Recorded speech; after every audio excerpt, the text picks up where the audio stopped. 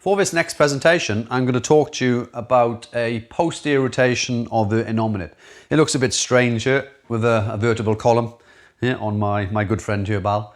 But sometimes it's easier to explain some things because obviously that relates to the position. So let's say this right side has gone back. So this right side has gone into what we call a posterior rotation.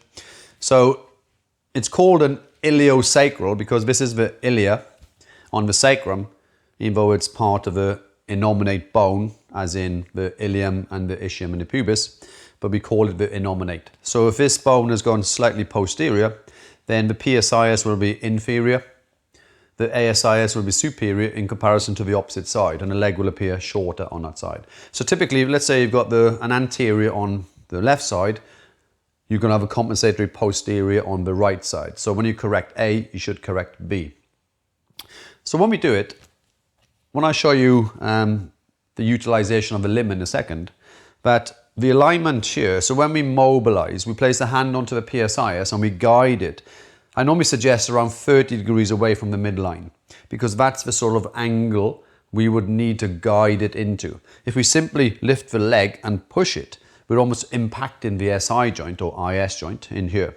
So that's why sometimes I show it, because we have to mobilize it in that plane of motion. If I do that, it's not going to move as much as this, but this is the exaggeration motion, okay? Now, so we're going to use the patient, or the patient is going to make our life a little easier. So by having the knee bent, I'm going to get my patient to push the leg down into the couch. So he is pushing, so he is hip flexing for 10 seconds. And after the 10 seconds, so the idea is that it's contracted the rectus femoris. Find the PSIS. I normally use the pisiform in here. I'm going to come under the leg. Okay, relax your leg, please. So relax, let go, let go, let go.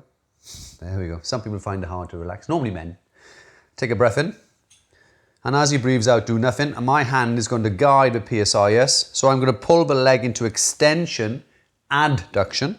Okay, so I'm going to pull it up and in and mobilize it going anteriorly in here. Okay, so this would be a mobilization. I can literally just hold for a few seconds,